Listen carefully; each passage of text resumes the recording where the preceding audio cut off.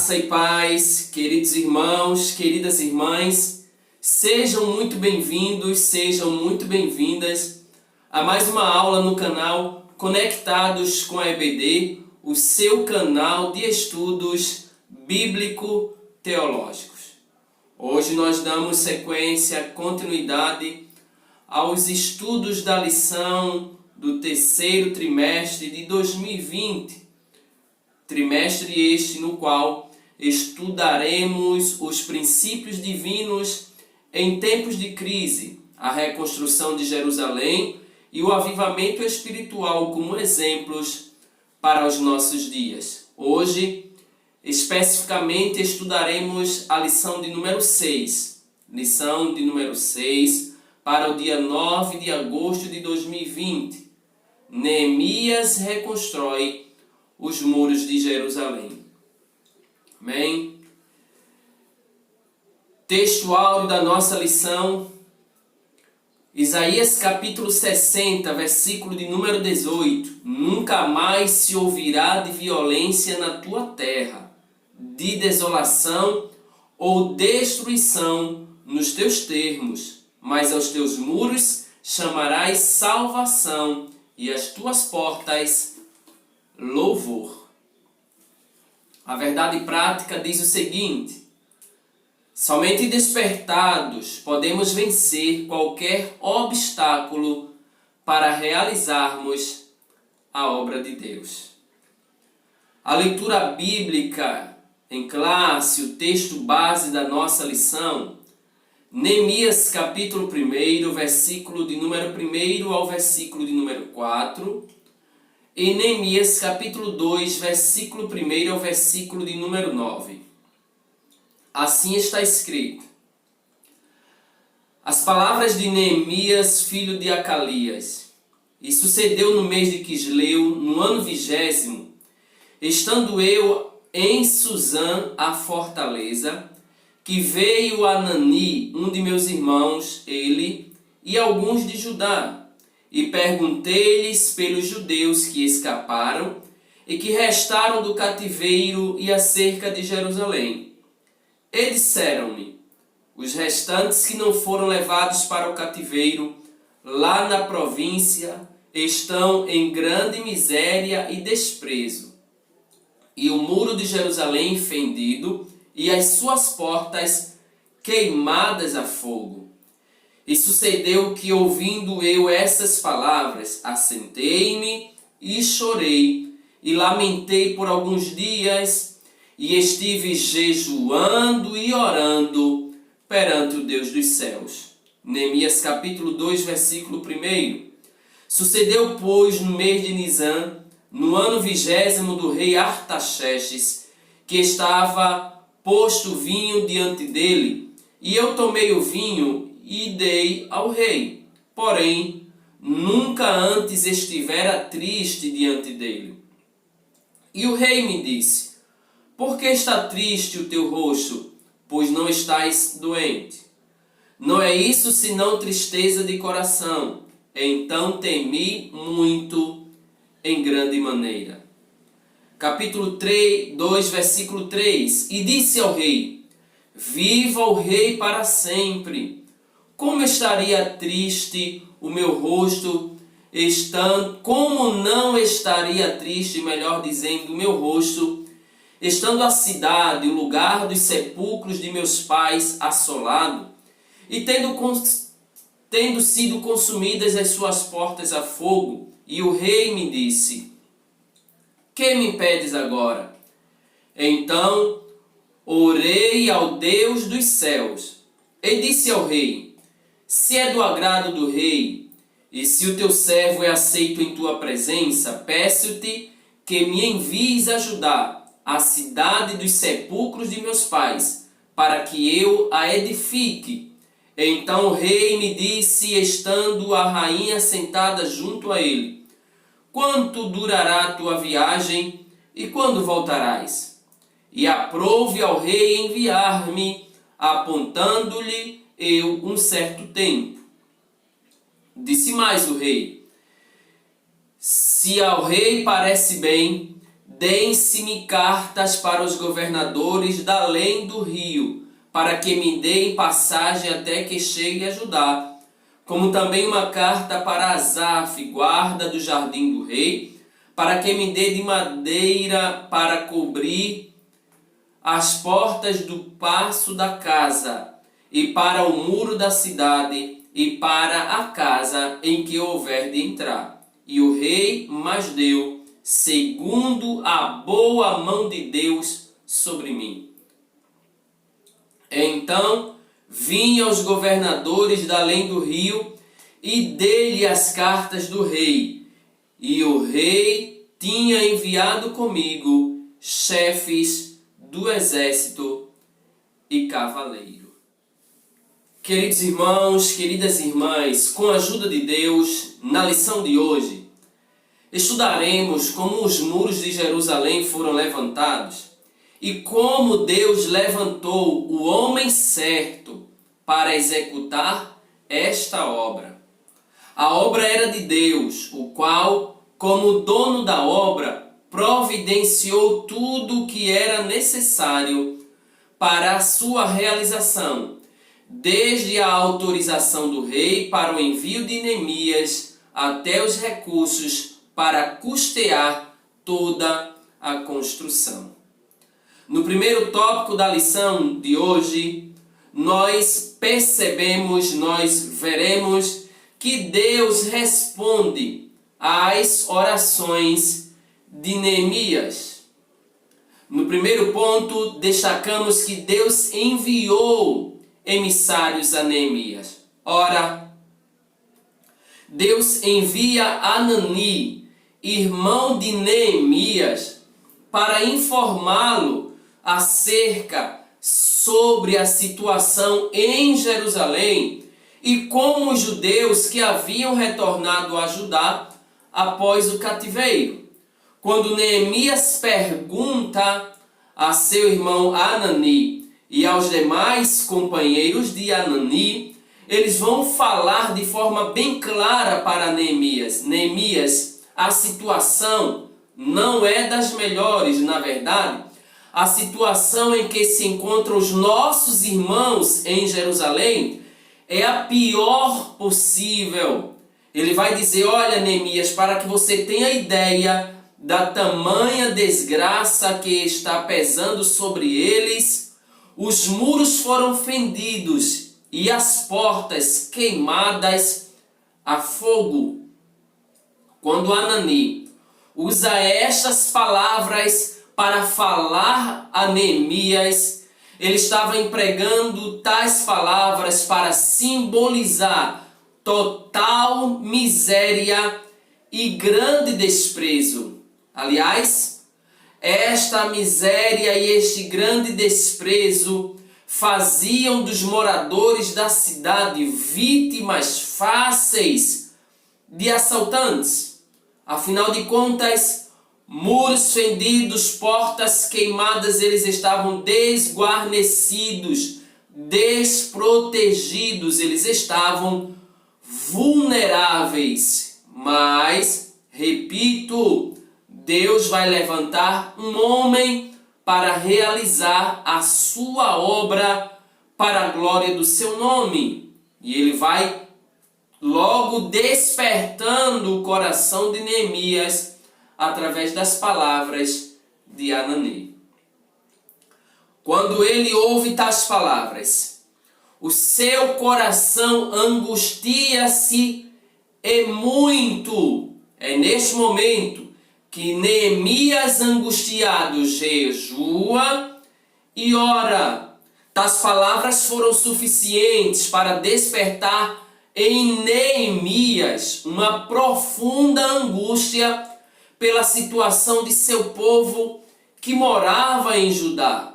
E aqui convém lembrar que Neemias estava em uma situação cômoda, confortável, tranquila, sossegada. Mas Deus levanta homens que estão comprometidos com a sua vontade e que se sensibilizam com a situação dos outros. Neemias logo começa a jejuar e a orar.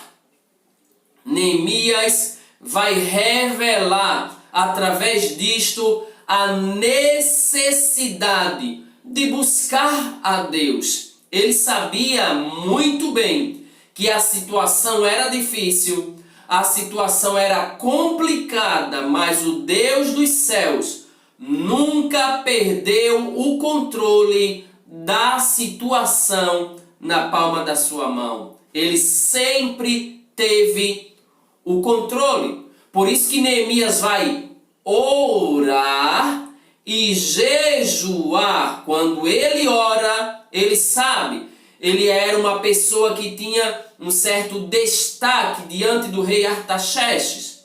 Era um homem de confiança, era copeiro, e alguns estudiosos também afirmam que ele também era conselheiro do rei. Mas ele sabe que a resposta que ele precisava, prioritariamente, viria do Deus dos céus. E a maneira mais prática de obter esta resposta é através de oração. E ele vai mostrar para Deus que a necessidade é tão grande, que a causa é tão urgente, que ele também vai jejuar. A oração inicial de Neemias nós vamos encontrar no livro de Neemias, no capítulo de número 5. Eu gostaria de compartilhar esta leitura com vocês. Neemias, capítulo de número 1, versículo de número 5 ao versículo de número 11. Olha as palavras de Neemias. E disse: Ah, Senhor, Deus dos céus, Deus grande e terrível, que guardas o conserto e a benignidade para com aqueles que te amam e guardam os teus mandamentos. Estejam, pois, atentos os teus ouvidos e os teus olhos abertos para ouvires a oração do teu servo, que hoje eu faço perante ti, de dia e de noite, pelos filhos de Israel, teus servos, e faço confissão pelos pecados dos filhos de Israel, que pecamos contra ti. Também eu e a casa de meu pai pecamos. De todo nos corrompemos contra ti, e não guardamos os mandamentos, nem os estatutos, nem os juízos que ordenastes a Moisés, teu servo. Lembra-te, pois, da palavra que ordenaste a Moisés, teu servo, dizendo: Vós transgredireis, e eu vos espalharei entre os povos, e vós vos convertereis a mim, e guardareis os meus mandamentos. E eu vos fareis, então, ainda que os vossos rejeitados estejam no cabo do céu, de lá os ajuntarei e os trarei ao lugar que tenho escolhido para ali fazer habitar o meu nome. Estes ainda são teus servos e o teu povo que resgatastes com a tua grande força e com a tua mão forte. Ah, Senhor! Estejam, pois, atentos os teus ouvidos à oração do teu servo e à oração dos teus servos que desejam temer o teu nome, e faze prosperar hoje o teu servo e dá-lhe graça perante este homem. Então era eu copeiro do rei. Estas orações, estas palavras da oração de Neemias revelam algumas verdades profundas. Ele se dirige a Deus, lembrando, trazendo à memória o pacto do próprio Deus com os seus filhos, com os filhos de Israel. Ele também reconhece que tudo o que eles estão passando é consequência dos seus pecados. Mas Neemias traz novamente a memória e diz: mas Deus, lembre-se que o Senhor falou que o teu povo transgrediria, que nós transgrediríamos. e o Senhor nos espalharia dentre todos os povos. Mas, Senhor, o Senhor também falou que se nós nos convertêssemos e guardássemos os teus mandamentos, o Senhor nos traria de volta. Então, ó Senhor, ouve as palavras do teu servo. E Deus ouve as orações de Neemias, e Deus, além de ouvir, Ele responde às orações de Neemias. Agora um detalhe, Neemias ora intensamente diante de Deus durante um espaço de 4 meses e não desiste até ouvir e ver Deus trabalhando em favor dos filhos de Israel. Quando Deus responde às orações de Neemias, de imediato, no primeiro momento, Deus desperta o rei para assumir a responsabilidade da reconstrução dos muros de Jerusalém. Ao apresentar-se diante do rei com um semblante triste, desfigurado, decaído, Neemias foi interrogado na mesma hora pelo rei acerca do motivo da sua tristeza. Neemias olha para o rei com um semblante triste e fala que a situação de Jerusalém e de todo o seu povo que vivia lá não era das melhores. O rei então perguntou a Neemias: Neemias, o que é que tu me impedes agora? Era como se o rei estivesse dizendo: Neemias, o que é que eu posso fazer por você e pelo seu povo? Diga-me, Neemias, que eu quero te ajudar. Mas antes de responder-lhe, Neemias ele vai consultar a Deus. Neemias vai orar ao Senhor para dar uma resposta dentro da direção segundo a vontade de Deus. Neste sentido, Neemias teve a sua chamada para ir a Jerusalém confirmada. O rei pergunta: de quantos dias você vai precisar, Neemias? Qual é o tempo que você precisa se afastar do palácio para chegar a Jerusalém e reconstruir os muros? Neemias fala para ele, e ele de bom grado vai simplesmente liberar Neemias para empreender a reconstrução dos muros de Jerusalém. Só que há um detalhe: além disto, Neemias vai pedir carta para que por onde ele passe, todos os reis, todos saibam que ele vai com a autorização do rei, porque ele tem livre acesso por qualquer região até chegar a Jerusalém, onde ele iria literalmente reconstruir os muros de Jerusalém. Além do mais, quando ele vai com esse intento, ele recebe a carta, ele sai de lá e ele faz questão de dizer, ele faz questão de mostrar que tudo aconteceu segundo a boa mão de Deus que estava sobre ele. Ele sabe que a liberação do rei é importante.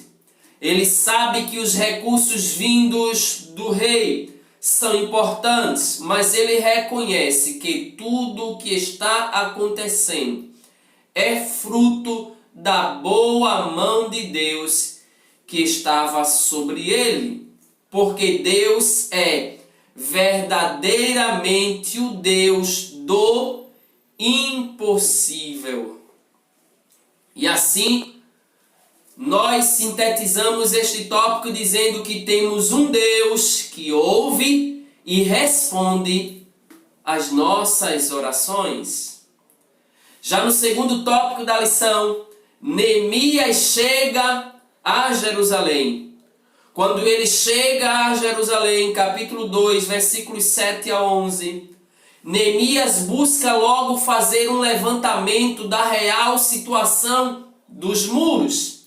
Ele sabe que a situação é terrível, mas ele quer ter uma ideia real, concreta. Ele quer saber detalhes do que está acontecendo. E olha, ele vai sair mais uma vez, repito, do palácio, do aconchego, da tranquilidade, da comodidade. Ele sai da sua área de conforto para ir ajudar aos seus irmãos que estão em miséria. Quando ele chega lá, ele sai à noite na companhia de poucos homens, sem dizer a ninguém qual era seu objetivo em Jerusalém. Neemias, portanto, depois que faz o levantamento, depois que tem uma noção, uma ideia certa do que está literalmente acontecendo e de tudo que ele precisa para reconstruir, ele declara sua intenção de reedificar os muros de Jerusalém.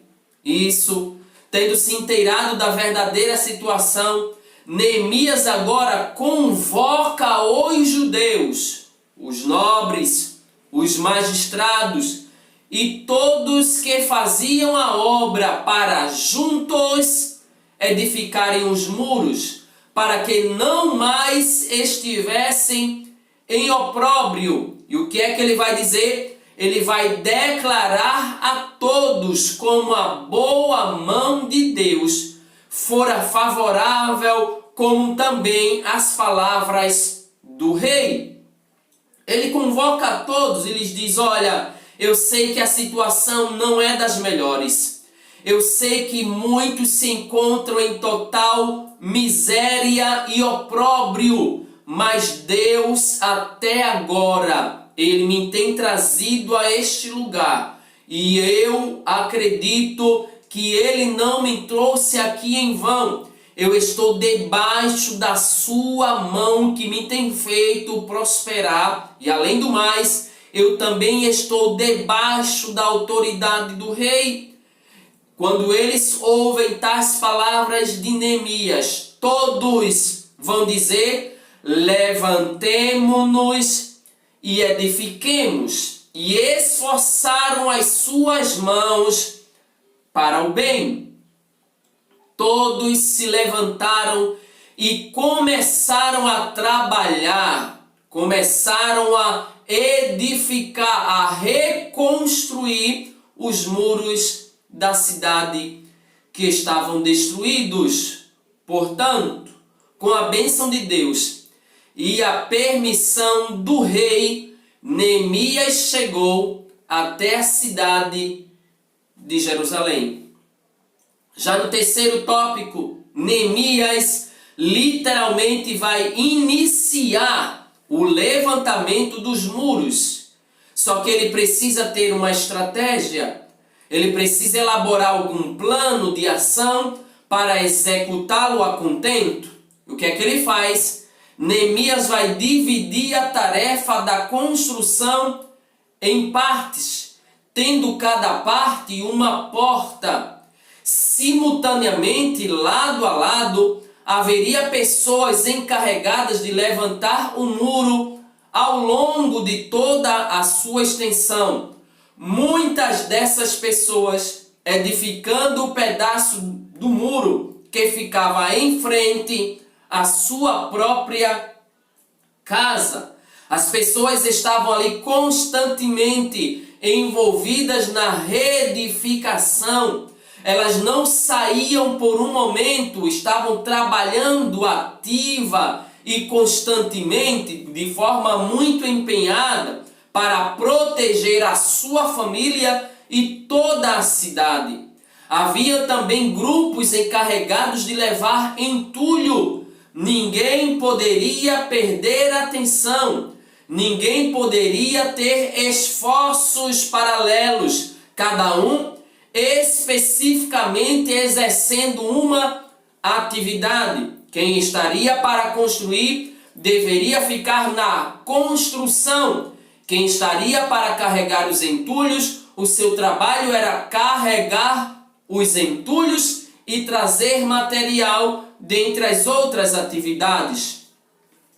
Sendo assim, o coração do povo inclinou-se a trabalhar, e logo, em pouco tempo, já era possível notar que os muros cresciam e as roturas começavam a ser tapadas, as brechas começavam a ser tapadas. Além do mais, nós vamos perceber que Neemias, além deste plano, ele tem uma tática. E qual é a tática de Neemias? Ninguém fica ocioso. Ninguém fica sem fazer nada. Neemias, ele vai engajar todos os judeus na construção do muro. E isso, diga-se de passagem, é um exemplo a ser seguido pelas igrejas em seu trabalho de evangelização. Neemias tinha um plano que aproveitava todos os que quisessem trabalhar, designando a cada um a sua função. Aí o comentarista ele vai pontuar, destacar, assim também o pastor da igreja deve, detalhe, na direção do Espírito Santo, orientar os crentes a entregarem-se a Deus para realizarem a obra do Senhor. É uma necessidade urgente que nós temos de dedicação à execução, à realização da obra do Senhor. Por qual razão? Porque trabalhar para o Senhor enche o coração dos crentes de grande alegria. Quando eles estão trabalhando, seguindo a estratégia de Neemias, nós vamos perceber que o trabalho está fluindo, que eles estão logrando êxito, que o muro está sendo reedificado. Contudo, a união dos judeus, ela ficou ameaçada. Por quê? Porque apesar da boa organização, a união necessária para a realização daquela grande obra, ela estava ameaçada. Como assim? Surgiu um problema entre pobres e os ricos. Por isso, Neemias, depois que tomou conhecimento do problema, sabiamente o resolveu e a obra prosseguiu. Mas quanto a isso, nós estudaremos mais detalhadamente na lição de número 8.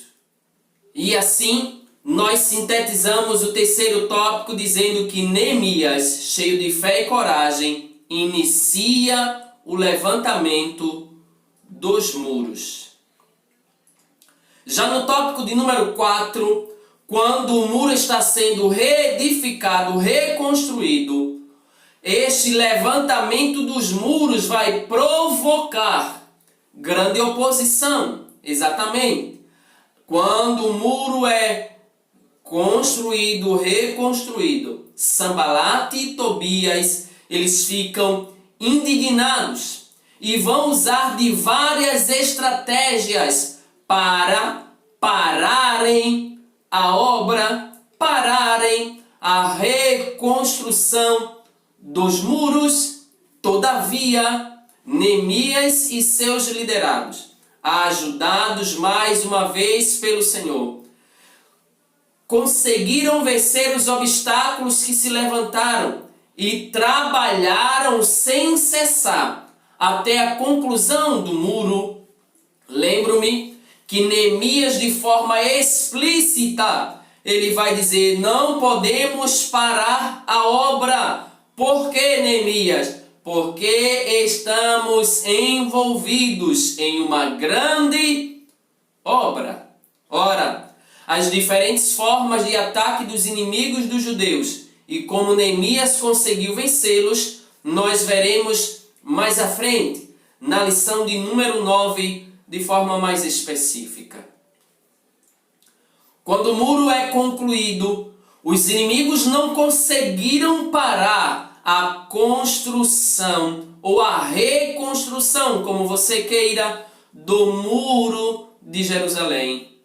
Quando a obra ela é concluída, é para o povo motivo de comemoração, de celebração, porque é uma grande vitória. Afinal de contas, as portas estavam mais uma vez postas.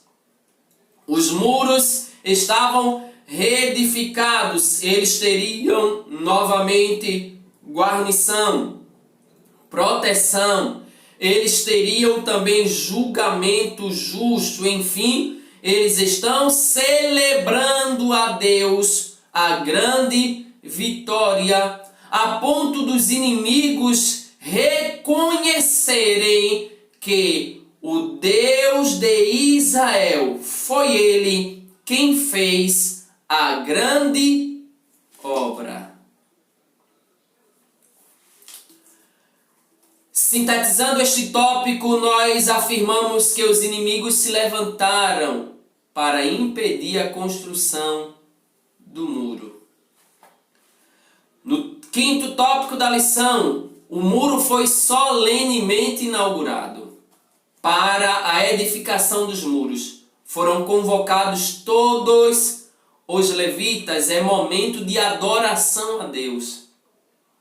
Para quê? Para dedicarem os muros com alegria, com louvores e com canto, utilizando instrumentos musicais como saltério, alaúdes e harpas. Neste processo, eles vão purificar todos os sacerdotes, todos os levitas e também purificaram todo o povo e as portas e o muro, tudo é consagrado a Deus. Este ato de dedicação inclui duas procissões ao longo dos muros, as quais pararam diante da casa de Deus. Lembremos-nos, casa de Deus que passou longos anos com a obra parada, onde não mais se ouvia barulho de adoração, onde não mais se sentia aroma de sacrifício a Deus. Eles param e oferecem sacrifícios a Deus, trazendo de novo a presença do Pai, do Deus Todo-Poderoso, para o centro, para o meio do povo. Com isso, a alegria de Jerusalém era tão grande que o som da festa podia ser ouvido de longe. Os barulhos, os louvores, os instrumentos musicais podiam ser ouvidos a grande distância, porque eles estavam celebrando ao Deus Todo-Poderoso. Sintetizamos assim este tópico dizendo que os inimigos se levantaram para impedir a construção dos muros. Mas, irmãos, os muros, eles trazem ensino simbólico. Ensino simbólico, diga-se, muito importante. A Bíblia fala da salvação como um muro. Aos teus muros chamarás salvação. E as tuas portas, louvor. E ainda, uma forte cidade temos a quem Deus pôs a salvação por muro e antemuros. É necessário que estejamos, perdoem-me, protegidos pelos muros da salvação de Deus.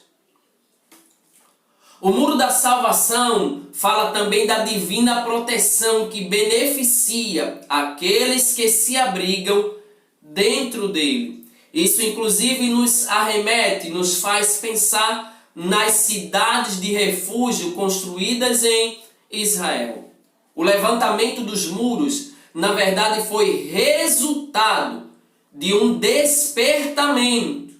O crente despertado sente uma imperiosa necessidade de conservar-se dentro dos muros da salvação, onde ele é protegido pela excelente grandeza do poder de Deus. E pode dizer, inclusive, como disse Paulo, eu sei em quem tenho crido e estou certo que ele é poderoso para guardar o meu depósito até aquele dia. O muro da salvação é uma permanente linha divisória entre o reino de Deus e o reino deste mundo. Fronteiras no mundo foram muitas vezes alteradas, porém, a fronteira entre reino das trevas e reino da luz continua inalterada. Pois o reino de Deus e o reino deste mundo são inteiramente irreconciliáveis. Afinal, que comunhão tem a luz com as trevas? Segundo os Coríntios capítulo 6, versículo 14.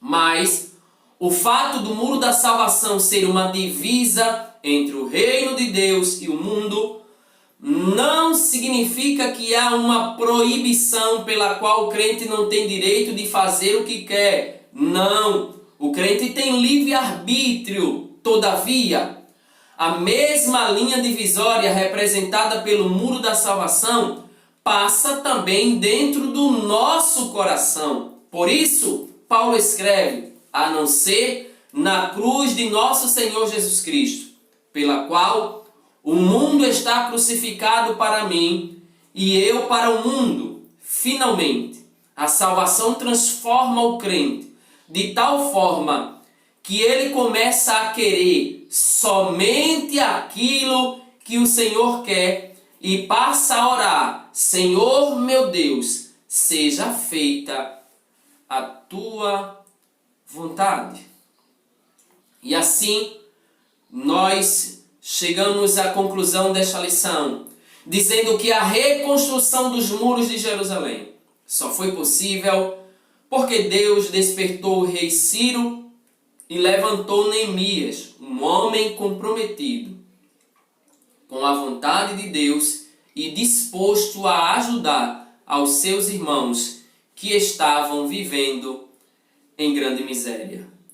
Muito obrigado, queridos irmãos. Por hoje é só, mas eu já quero te pedir, gostou do vídeo? Já deixa o seu like, faça seus comentários e compartilhe com outras pessoas. Se ainda não se inscreveu, inscreva-se no canal e ative o sininho para receber as notificações. Muito obrigado, Deus te abençoe, a paz do Senhor e até a próxima aula, quando estudaremos o povo de Deus deve separar-se do mal.